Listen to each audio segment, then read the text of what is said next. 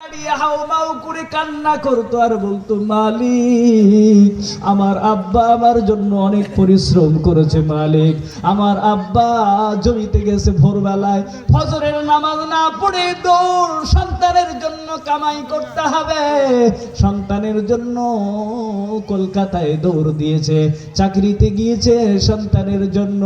আজকে যদি কোরআনওয়ালা সন্তান হতো, বাবার জন্য চোখ বেয়ে বেয়ে পানি পড়তো আর মাগফিরাতের দোয়া করতো।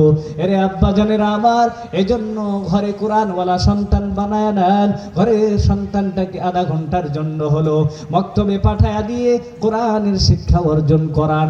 ইংলিশ মিডিয়ামে পড়ান, অসুবিধা নাই, ডক্টর বানান অসুবিধা নাই, ইঞ্জিনিয়ার বানান অসুবিধা নাই, প্রফেসর বানান অসুবিধা নাই, আপনার সন্তানকে মাস্টার বানানো অসুবিধা নাই।